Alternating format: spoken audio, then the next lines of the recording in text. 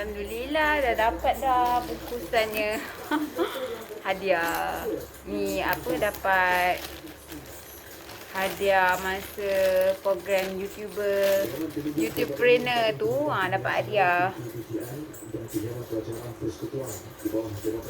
Alhamdulillah. And then nak buka.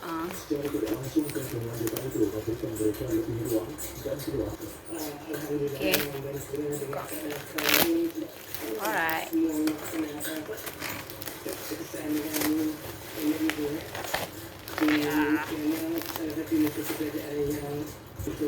And then buka je.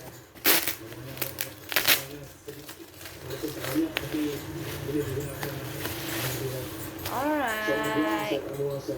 Kalau kita tengok dapat warna apa. Alhamdulillah, headset. Okey, kita tengok kita dapat warna apa. Oh, alhamdulillah. Dia kan ada warna sini kan. Saya dapat warna blue. Sampai dah tick dah dekat sini.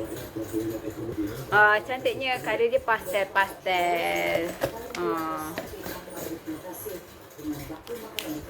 Boleh lah. Kedai-kedai siap ada ni. Alhamdulillah, warna biru. Lepas tu warna dia pastel kan. Cantik lah.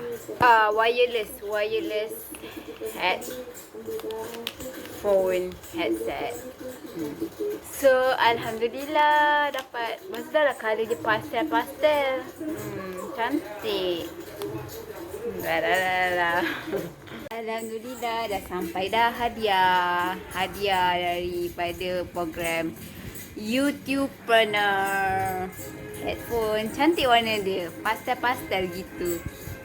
Blue color. I get blue color. Cantik gitu. Headphone. I also have headphone, tapi but black color. So I have 2 headphone now. Alhamdulillah. Thank you the organisers. Alhamdulillah sampai